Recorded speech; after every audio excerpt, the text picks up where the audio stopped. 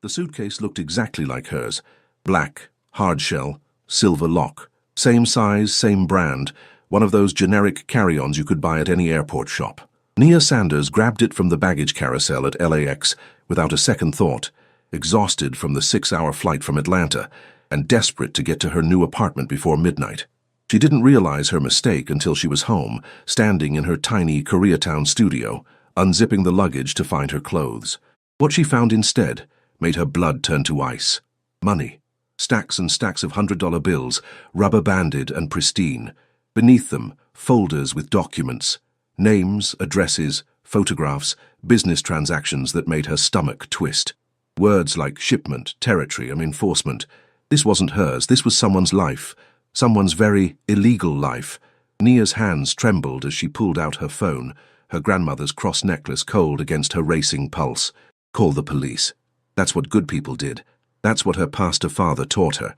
But before her shaking finger could dial 911, 3 sharp knocks echoed through her apartment.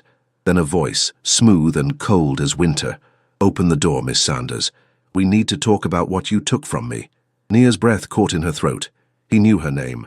Whoever owned this suitcase knew exactly where she lived and who she was, and he'd found her in less than 2 hours. Her mind raced through options. Climb out the fire escape, scream for neighbors, barricade the door. But this was LA, not Atlanta. Nobody knew her here. Nobody would come. The knock came again, firmer this time. "I'm not going anywhere, Miss Sanders, and neither are my associates positioned at your fire escape and in the hallway. You have 30 seconds to open this door before I lose my patience." Associates. Plural. Her eyes darted to the window. Sure enough, a shadow moved on the metal platform outside. Trapped. With trembling hands, she unlatched the door. The man standing in her doorway didn't look like a criminal. He looked like he'd stepped out of a fashion magazine. Tall, devastatingly handsome, dressed in a crisp white shirt with 4 buttons undone, revealing smooth skin and the edge of something dark inked into his neck. His face was all sharp angles and cold beauty, dark eyes that assessed her with predatory calm. Behind him stood 2 massive men in dark suits, hands folded, expressions blank. "May I come in?" His English was perfect, American-born, but carried an edge of something else. Authority, danger. Nia's voice barely worked. "Who are you?" "Kang Jin-woo." He stepped forward without waiting for permission, forcing her to back into her own apartment. His men remained outside, and he closed the door behind him with a quiet click. "And you, Miss Nia Sanders, 27 years old, graphic designer from Atlanta, Georgia, have something that belongs to me." Her pulse hammered. He knew everything. "I didn't mean to, it was an accident. The suitcases looked the same, I just grabbed the wrong one." "I know." His gaze swept her small studio, taking in the modest furniture, the boxes still unpacked from her move, the open suitcase on her bed with its incriminating contents. When his eyes returned to her, something flickered in their depths. "You don't look like a thief." "I'm not." The words came out stronger than she felt. "I was about to call the police when you knocked." That made him smile, but there was no warmth in it.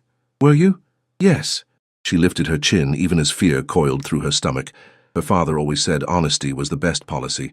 "I don't want anything to do with whatever this is." Jin-woo moved closer, and Nia forced herself not to retreat. He was tall. She had to tilt her head back to meet his eyes. This close she could see the tattoo clearly. A black tiger, rendered in intricate detail, wrapping around the left side of his neck from his collarbone to behind his ear. Beautiful and terrifying. "That suitcase contains $5 million, he said quietly, "and documents that detail operations across the West Coast. You've seen my face. You know my name. You've read those files. Don't lie. I can see it in your eyes. You know exactly what kind of man I am now." She did. Drug trafficking, money laundering, territory disputes, violence implied in every carefully worded line. This man controlled an empire built on things that made her soul recoil. "I won't tell anyone," she whispered. "I'll give everything back. I'll forget I ever saw it. Please, I just want to go back to my normal life." "You can't." The finality in his voice made her chest tighten. "The moment you opened that suitcase, your normal life ended. You're a witness now, Miss Sanders, and witnesses are problematic." Terror spiked through her. "You're going to kill me." She expected him to lie, to reassure her. Instead, Jin-woo studied her face with unsettling intensity. "I should. It would be the smart thing to do. Clean, simple, no loose ends." Nia's legs nearly gave out. Her hand instinctively reached for the cross at her throat, a desperate prayer forming in her mind. But I don't kill innocent people. His voice softened slightly, though his expression remained unreadable. You made a mistake, an honest one. That's not worth a death sentence. Relief and confusion warred inside her. Then, what? You stay close, under my watch, until I'm certain you won't run to the authorities. He gestured toward her apartment with casual elegance. You can't stay here. This address is compromised. Anyone tracking that suitcase knows about this location. You'll move into one of my properties. You'll go nowhere without my knowledge. You'll speak to no one about what you've seen. You're kidnapping me. Disbelief sharpened her voice. I'm protecting my interests. His gaze held hers, dark and unwavering. And whether you believe it or not, I'm protecting you too. The people who were supposed to receive that money. They don't forgive mistakes. They don't care that you're innocent. If they find you before I secure this situation, they'll do things that make death look merciful. Nia's stomach turned. How long? As long as it takes. Jinwoo pulled out his phone, typed something quickly. Pack a bag, essentials only. My men will retrieve the rest of your belongings tomorrow and secure this apartment. I have a job. Call in sick. I can't just disappear. You don't have a choice, Miss Sanders. The warmth, if it could be called that, vanished from his voice, replaced by cold command. You have two options. Come with me willingly, or my men will carry you out. Either way, you're leaving this apartment in the next 5 minutes. She stared at him, this beautiful, terrifying stranger who'd just upended her entire existence. Everything in her upbringing screamed that this was wrong. She should fight, should scream, should find a way to escape and run straight to the police. But the rational part of her brain, the part currently drowning in adrenaline, whispered that he was right. She'd seen too much. She knew too much. And if he wanted her dead, she'd already be dead. Going with him was survival, even if it went against everything she believed in. Fine. The word tasted like ash. But I'm not a criminal. I won't become one. Something flickered across Jinwoo's face. Respect, maybe, or curiosity. We'll see. He gestured toward her closet, then positioned himself by the window, giving her space but making his presence unmistakable. As Nia grabbed a duffel bag with shaking hands and started throwing clothes inside, her mind raced. The money. She hadn't told him she hadn't touched it. Hadn't spent a single dollar. That was good, right? Proof of her character.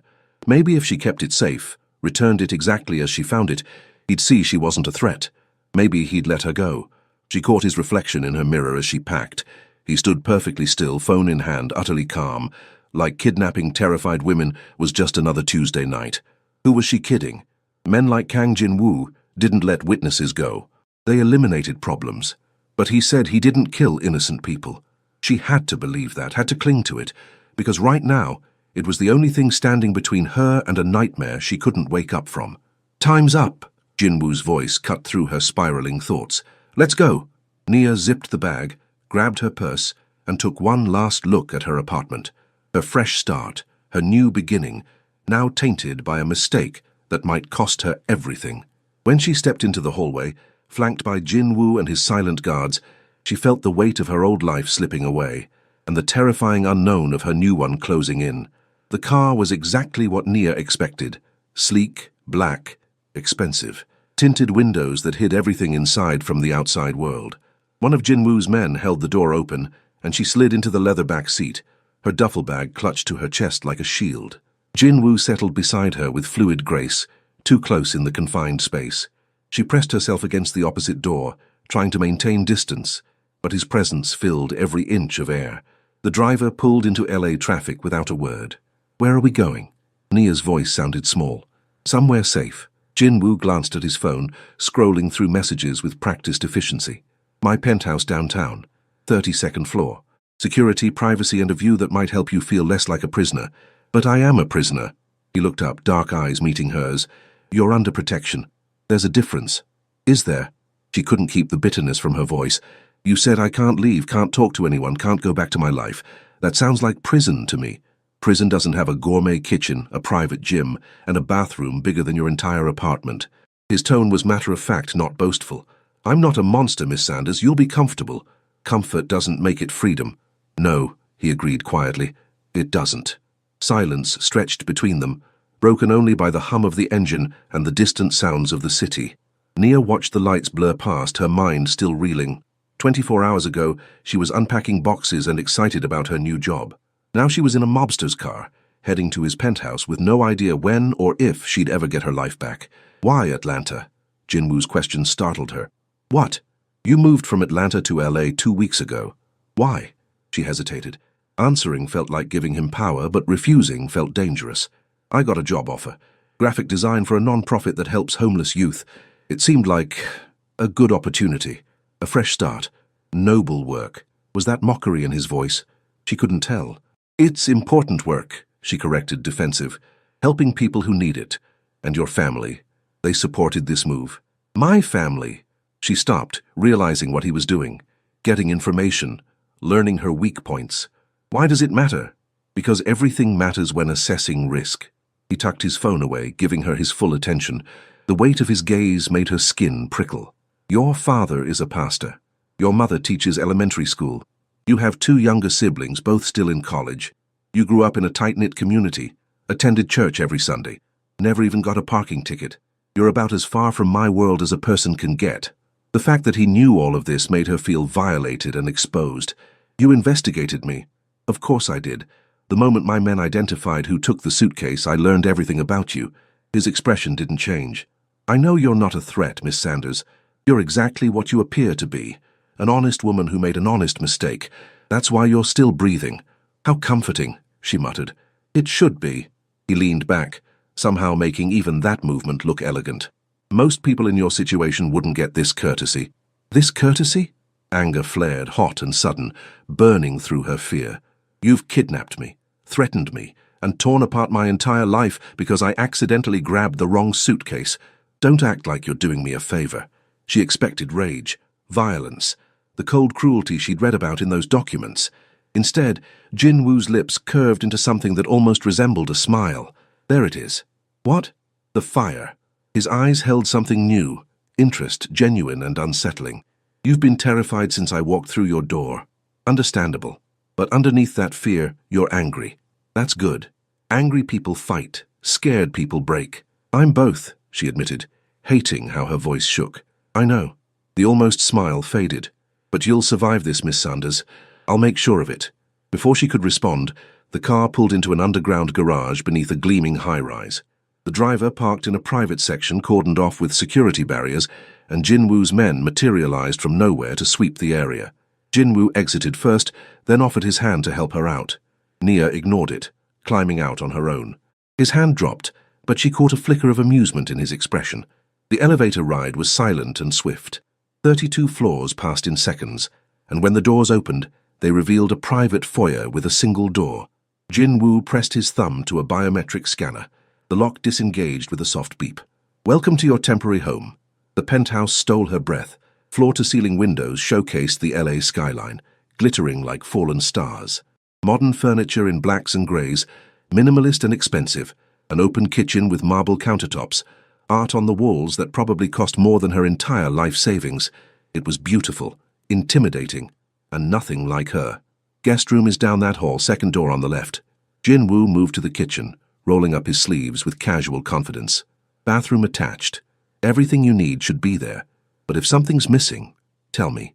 Nia stood frozen in the foyer, clutching her bag. Where will you be? Here. He pulled a bottle of whiskey from a cabinet, poured 2 fingers into a glass. This is my home. Of course it was. She'd be living with him, sleeping under the same roof as a criminal. Her father would be horrified. Her mother would cry, and she was too exhausted to process it. I need to call my family, she said quietly. They'll worry if they don't hear from me. Jinwoo considered this, swirling the amber liquid in his glass. You can call, but you tell them everything's fine. You're busy with work. You'll reach out soon. Nothing about me, nothing about your situation. Understood? She nodded, though resentment burned in her chest. And Miss Sanders? He met her eyes over the rim of his glass. Don't try to signal for help. Don't use code words. Don't do anything clever. I'll be listening. And if I think for 1 second you're compromising my security, this arrangement ends immediately. The threat hung in the air between them. I understand, she whispered. Good. He gestured toward the hallway. Get some rest. Tomorrow, we'll discuss the rules in detail. Nia didn't need to be told twice. She hurried down the hall, found the guest room, a space larger and nicer than any bedroom she'd ever had, and closed the door behind her. Only then did she let herself sink onto the bed, her bag falling to the floor, her body shaking with delayed shock. She was trapped, truly, completely trapped in a world she didn't understand, with a man who held her life in his hands.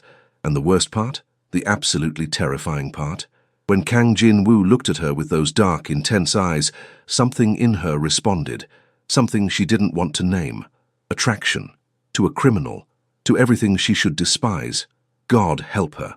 Nia barely slept. Every sound in the unfamiliar penthouse made her jump. The hum of the ventilation, the distant city noise, footsteps in the hallway that might or might not be Jin-woo. When morning light finally spilled through the massive windows, she found herself staring at the ceiling, exhausted and wired simultaneously. A soft knock at her door made her sit up. "Yes?" "Breakfast is ready," Jin-woo's voice, muffled through the wood. "Come eat." She found him in the kitchen, cooking. Actually cooking. Not ordering staff or having food delivered.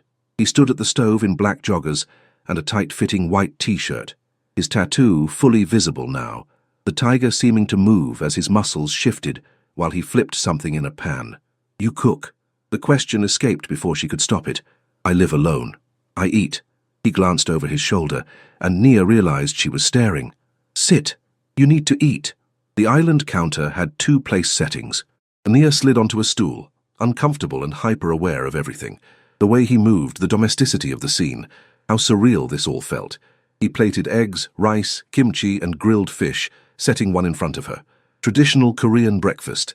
The smell made her stomach growl despite her anxiety. I've never had Korean food," she admitted. "Try it." He settled across from her with his own plate, picking up chopsticks with ease. "You're in Koreatown now. Might as well get used to it." Nia used the provided fork, tentatively tasting the kimchi. Spicy, tangy, complex. Different, but not bad. The eggs and fish were perfectly cooked. They ate in silence for several minutes before Jin-woo spoke again. "The rules are simple. You don't leave this penthouse without me or one of my men. You don't contact anyone without my permission. You don't ask questions about my business. You stay out of my office." He ticked each point off with calm precision. "In return, you'll be safe, comfortable, and alive. Fair?" Nothing about this is fair, but she nodded anyway because what choice did she have? "Your job, I've handled it. You're on an indefinite leave due to a family emergency." They were understanding. He sipped his coffee. "Your apartment rent is paid through the end of your lease. Your belongings will be moved to storage. To the outside world, you're simply dealing with a personal crisis back home." The efficiency with which he'd dismantled her life was terrifying. "And when this is over, when you decide I'm not a threat anymore, you go back to your life, or what's left of it." His gaze was steady, unreadable. "I'm not interested in destroying you, Miss Sanders. I just need time to ensure you're not going to destroy me. I already told you." "Words are easy." He set down his cup with a soft click. "Trust is earned. Right now, I don't trust you not to run to the police the second I let my guard down. And you don't trust me not to kill you once you're no longer useful. We're at an impasse." He wasn't wrong. Nia set down her fork, appetite gone despite the good food. "So, what happens now?" "Now you wait. You stay here. You behave." Jin-woo stood, clearing their plates with surprising domesticity. "I have business to attend to today. Yon will be stationed outside the penthouse. Don't try to leave, don't try anything stupid. There are cameras everywhere." The reminder that she was under surveillance made her skin crawl. "Can I at least have my phone?" She'd noticed it missing from her purse this morning. "No." He rinsed the dishes, his back to her. "Not yet. Maybe not ever. Depends on how well you adapt to this situation." Adapt? As if she could just adjust to being a prisoner. As if this was normal. Jin-woo turned, leaning against the counter with crossed arms. In the morning light, he looked younger, less intimidating, almost human. "I know this is hard for you. I know you're scared and angry and you want to go home. But you need to understand something. The moment you opened that suitcase, you became a liability. Not just to me, but to a lot of very dangerous people. If I let you go right now, you'd be dead within 48 hours. The people who wanted that money," she said quietly. "The Cheong faction. Korean gang that's been trying to eliminate me for 3 years." His expression darkened. "They've been watching my movements, tracking my shipments. They know something went wrong at the airport. And they have resources, people everywhere, eyes on everything. If they find out about you, they'll use you to get to me." Nia's blood ran cold. "So I'm bait. You're a weakness I can't afford." He pushed off the counter, moving closer. "But I won't let them touch you. As long as you're with me, you're untouchable. That's the deal." She looked up at him, this man who was simultaneously her captor and her protector. The contradiction made her head spin. "Why do you care?" If I'm such a liability, why not just get rid of the problem? Jinwoo was silent for a long moment, his dark eyes searching her face. When he spoke, his voice was quieter. Because you don't deserve to die for an accident. Because you're innocent. And because... He paused, jaw tightening. Because I'm trying to be better than my father was. The vulnerability in that admission shocked her. Before she could respond, his phone buzzed. He checked it, and his entire demeanor shifted, back to the cold, controlled mobster. I have to go. Behave yourself, Miss Sanders. He grabbed a jacket from the back of a chair, checking a gun holstered at his hip with practiced ease. The casual violence of it made Nia's stomach turn. Jinwoo. His name felt strange on her tongue. He paused at the door, looking back. The money, she said carefully. It's still in the suitcase. I didn't touch it. Didn't spend any. I was going to return all of it. I wanted you to know that. Something shifted in his expression. Surprise, maybe, or reassessment. I know, I checked. Then you know I'm not a thief. I know you're not stupid enough to steal from me. But his tone had softened slightly. Doesn't mean I trust you yet. The door closed behind him with a quiet finality, and Nia was alone. She wandered the penthouse like a ghost, examining her cage. The windows didn't open. Safety feature or prison design, she couldn't tell. The doors all required biometric scans or codes she didn't have. Even the elevator was locked without proper clearance. In Jinwoo's office, which she entered despite his warning, because what was he going to do, kidnap her twice, she found the suitcase. Her suitcase. The real one. Her clothes, her toiletries, her sketchbook. Everything exactly as she'd packed it.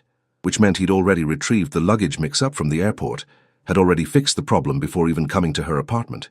He could have just taken his money and disappeared. Let her wonder, let her worry, let her eventually report it and deal with the authorities.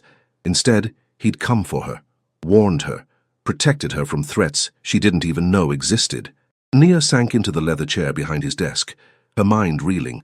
Nothing about this made sense, nothing about him made sense. Criminals were supposed to be simple, bad guys, monsters. But Kang Jinwoo cooked breakfast, spoke of honor, and claimed to protect innocence. And God help her, she was starting to believe him. Her eyes fell on a photograph on his desk, the only personal item in the Stark office. A family photo. A younger Jinwoo, maybe 12 years old, standing between an elegant Korean woman and a stern-faced man in an expensive suit. His parents, both dead now, according to the documents she'd read.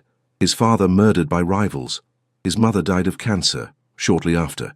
He'd been 25 when he inherited an empire built on blood and violence, still just a kid himself in some ways. Nia heard the elevator ding in the distance, Jinwoo returning, or one of his men checking in. She carefully replaced the photo and slipped out of the office, her heart pounding with guilt and something else. Curiosity. Dangerous, foolish curiosity about a man she should only fear. 3 days passed in surreal monotony. Jinwoo came and went at odd hours. Sometimes he'd be gone all day, returning late with blood on his shirt, blood he'd immediately disappear to wash away, never mentioning it, never explaining. Other times he'd work from home, locked in his office for hours, his voice a low murmur through the door as he conducted business in rapid Korean. Nia existed in limbo. She watched TV, sketched in her notebook, tried not to think about her life falling apart outside these walls, but she was going stir-crazy. On the 4th morning, she found Jinwoo at the kitchen counter, reading something on his tablet, a cup of coffee steaming beside him. He wore his signature white shirt, 4 buttons undone, the tiger tattoo stark against his skin. She'd stopped being quite so afraid of him. Maybe that was dangerous. I need to go outside, she announced. He glanced up, one eyebrow raised. No, I'm not asking permission. I'm telling you, I need fresh air, sunlight, something other than these 4 walls, or I'm going to lose my mind.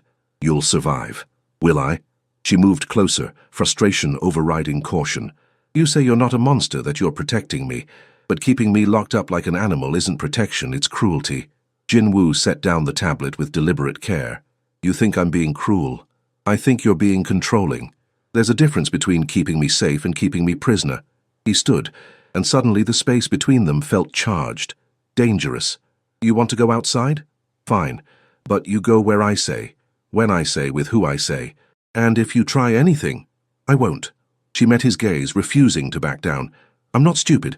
I know what's at stake. For a long moment, they stared at each other. Then Jinwoo pulled out his phone. Get dressed, something nice. We're going out. 30 minutes later, Nia found herself in the back of his car again, but this time the atmosphere was different. Less kidnapping, more something else. Jinwoo sat beside her in a tailored suit, looking every inch the wealthy businessman rather than the mobster she knew him to be. "Where are we going?" she asked, as the car wove through downtown traffic. "You wanted outside. I'm giving you outside." He glanced at her, and she realized she'd chosen a sundress. Yellow, modest, the only nice thing she'd packed. His gaze lingered a moment too long before he looked away. "There's a Korean cultural center in Koreatown. Art exhibit opening today. Public, safe, civilized. An art exhibit." She hadn't expected that. The center was beautiful. Modern architecture blended with traditional Korean design elements. Inside, the walls displayed stunning contemporary art by Korean-American artists, each piece exploring identity, heritage, and belonging. Jinwoo's hand settled on the small of her back as they entered, a possessive gesture that sent confusing signals through her nervous system. To anyone watching, they looked like a couple. Wealthy, polished, normal. "Stay close," he murmured near her ear, "and don't wander." But he let her look at the art, really look at it. And as they moved through the exhibit, something unexpected happened. He started talking about the pieces, explaining techniques, discussing themes, revealing a depth of knowledge that surprised her. "You know art," she said, stopping before a particularly striking painting of a tiger, vibrant, fierce, caught mid-roar. "My mother was a painter." His voice softened. "She taught me to see beyond the surface, to understand what the artist was trying to say." Nia looked at him, this complicated man beside her. "The tattoo. Is it for her?" His jaw tightened, but he nodded. "She called me her little tiger, said I had fire in my soul." His hand touched his neck briefly, unconsciously. "When she died, I got this. To remember, to honor her." The vulnerability in his admission made her chest ache. "She'd be proud of you." "Would she?" Bitterness crept into his tone. "I run an empire built on violence. I've done things that would make her ashamed. I'm nothing like the son she wanted me to be. But you're trying." The words came out before Nia could stop them. "You said it yourself. You're trying to be better than your father. That counts for something." Jinwoo's gaze found hers, dark and intense. "Does it? To you?" She didn't know how to answer that. Shouldn't answer that. This man was her captor. The reason her life was in shambles. She should hate him. But standing here, surrounded by art and culture, and his unexpected softness, hate felt very far away. "I think," she said carefully, "that people are more complicated than good or evil. I think we're all just trying to survive with the choices we've been given." "And what about the choices we make?" His voice dropped lower. "Don't those define us?" "Maybe. But so does what we do after, how we try to fix our mistakes." She turned back to the painting, unable to hold his gaze any longer. "You could have killed me that first night. You didn't. That choice matters." Silence stretched between them, heavy with unspoken things. Then Jinwoo's phone buzzed. He checked it, and his entire body went rigid. "We need to leave. Now." The urgency in his voice spiked her pulse. "What's wrong?" "Not here." His hand gripped her elbow, guiding her toward the exit with swift purpose. His other hand moved to his jacket, to the gun she knew he carried. They were 10 feet from the door when it burst open. Men flooded in, 4, 5, 6, wearing leather and rage. Korean, heavily tattooed, armed with visible weapons. Museum visitors screamed, scattering, and their eyes locked on Jinwoo. "Kang Jinwoo," the leader sneered, speaking in Korean but switching to English. "We've been looking for you." Jinwoo moved instantly, shoving Nia behind him, his body a shield between her and the threat. "Cheong Min-jun, this is a public place. Innocent people are here." "We don't care about innocent people."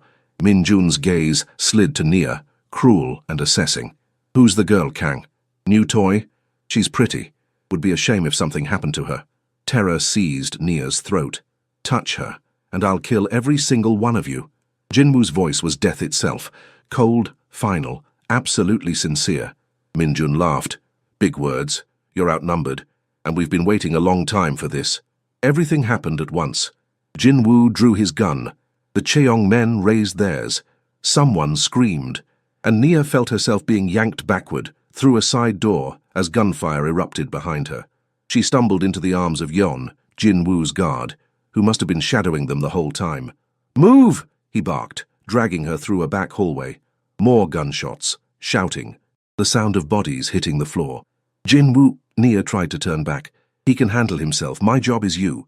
Yon hauled her outside into blinding sunlight, practically throwing her into a waiting car. The driver peeled out before she'd even closed the door. Nia twisted in her seat, staring back at the cultural center.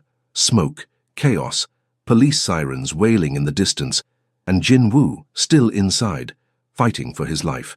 Because of her. Because he'd taken her outside. Because he'd tried to give her something normal, and it had turned into a nightmare. "He'll be okay," Yon said from the front seat, though tension laced his voice. "Boss always survives." But Nia couldn't breathe, couldn't think. All she could see was Jin Woo shoving her behind him, making himself a target, protecting her without hesitation. The man who'd kidnapped her, who'd destroyed her normal life, who was also, somehow, the only thing standing between her and death. And God help her. All she wanted was for him to survive. They took her to a different safe house, a luxury condo in Santa Monica, oceanfront, heavily guarded. Yon and 3 other men stood watch while Nia paced the living room like a caged animal, her mind racing with horrible possibilities. Jinwoo was dead, arrested, wounded. She didn't know, and the not knowing was torture. Hours passed. The sun set over the Pacific, painting the sky in violent oranges and reds. Still no word. Then finally the door opened. Jinwoo walked in, and relief hit Nia so hard she nearly collapsed. He was alive, blood spattered, his white shirt torn and filthy, a cut above his eyebrow, but alive. "You're okay," she breathed. He stopped, looking at her with an unreadable expression. "You sound surprised." "I thought," her voice cracked, "I thought they killed you. They tried." He moved to the bar, poured whiskey with a hand that trembled slightly, the only sign of what he'd been through. 5 of them are dead. Minjun escaped. He knows about you now, Nia. Knows you're important to me. The use of her first name registered distantly. He'd never called her that before. Always Miss Sanders, formal and distant. "I'm sorry," she whispered. "For what?" He downed the whiskey in one swallow. "For asking to go out. For making you vulnerable. If I'd just stayed here, they would have found another opportunity." Jinwoo set down the glass with a sharp click. "This isn't your fault. It's mine. I knew the risks and I took you anyway because you asked. Because I wanted—" He cut himself off, jaw clenching. Wanted what? He looked at her then, really looked at her, and the intensity in his gaze stole her breath. "To give you something. A few hours of normal. To see you smile at art instead of flinch away from me. I wanted to be something other than your captor for a few goddamn hours." The rawness in his voice cracked something inside her. "Jinwoo, you should hate me." He moved closer and she could smell gunpowder and blood and his cologne underneath it all. "I've destroyed your life, taken everything from you. Why don't you hate me?" "I do." But the words came out wrong, unconvincing. "I should. I want to. But you don't." He was close now, too close, towering over her with barely contained emotion. "Say it. Tell me you hate me." "I can't," she admitted, the truth tearing out of her. "I don't know what I feel anymore. You've confused everything. You're a criminal, a killer. Everything I was raised to despise. But you also cook me breakfast and talk about art and protect me with your own body, and I don't know what to do with that. I don't know how to hate you when you keep showing me pieces of yourself that are good. There's nothing good in me." But he lifted his hand, fingers barely touching her cheek, the gesture achingly gentle. "You're wrong about me, Nia. If you knew the things I've done, I've read the files, remember?" She didn't pull away from his touch, couldn't. "I know exactly what you are, and I'm still standing here." Something broke in his expression. Control, maybe, or the walls he'd built around whatever he felt. "You took something that belongs to me," he said, his voice rough, repeating the words she'd heard that first night. But the meaning had changed. This wasn't about the money anymore. They both knew it. "I didn't mean to," she whispered. "I know." His thumb brushed her cheekbone, and heat flooded through her. "But I'm keeping it anyway. Keeping you. I won't let anyone hurt you, Nia. Not the Cheong faction, not anyone. You're mine to protect now.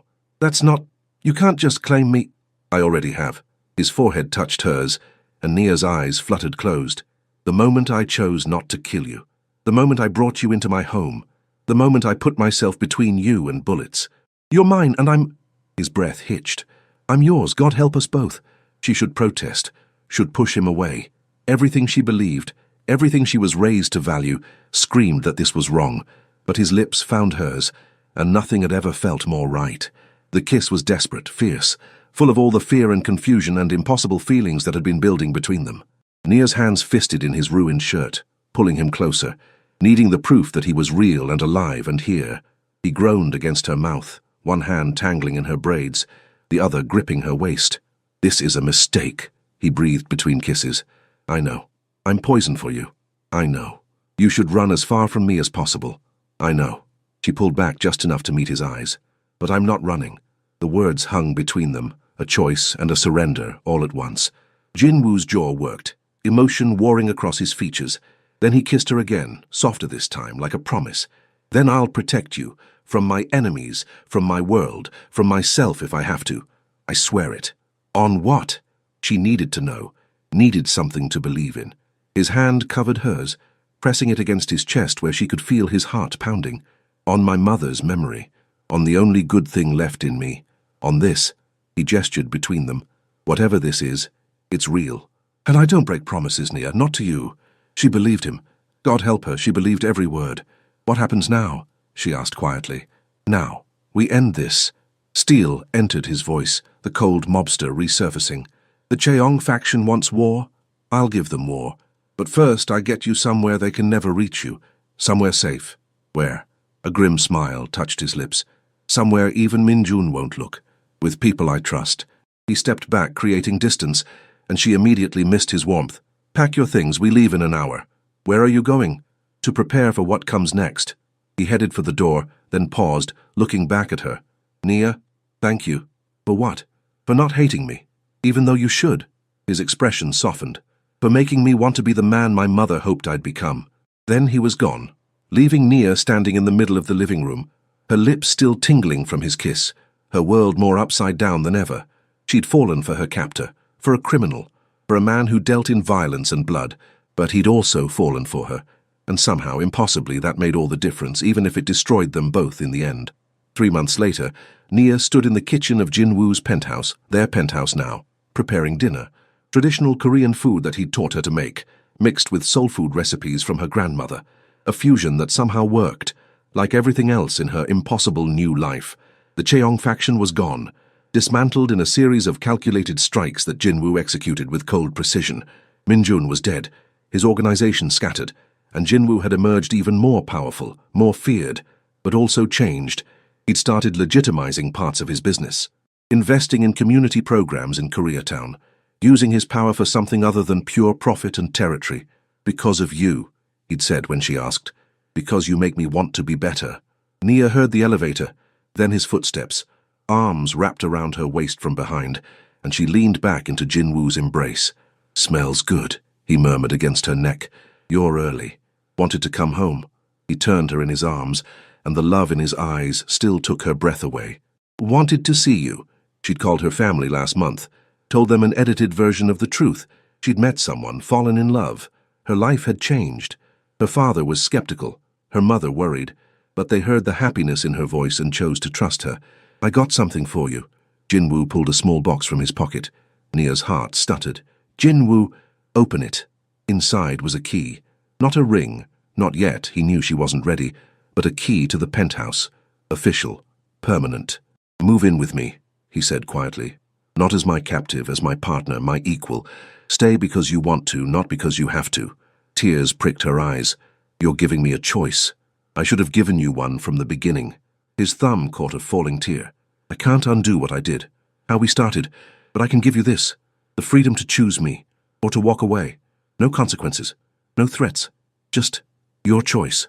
Nia looked at the key, then at him, the man who'd kidnapped her, protected her, loved her, changed her, the man she'd somehow impossibly fallen in love with despite every reason not to. I choose you, she whispered. I choose us. The smile that broke across his face was beautiful and pure, and everything she never thought she'd see from Kang Jinwoo. He kissed her then, soft and reverent, like she was something precious, something worth protecting, something worth becoming better for. And Nia Sanders, good girl from Atlanta who'd accidentally grabbed the wrong suitcase and the right man, kissed him back. Because sometimes the most dangerous choices lead to the safest places, and sometimes love finds you in the last place you'd ever think to look.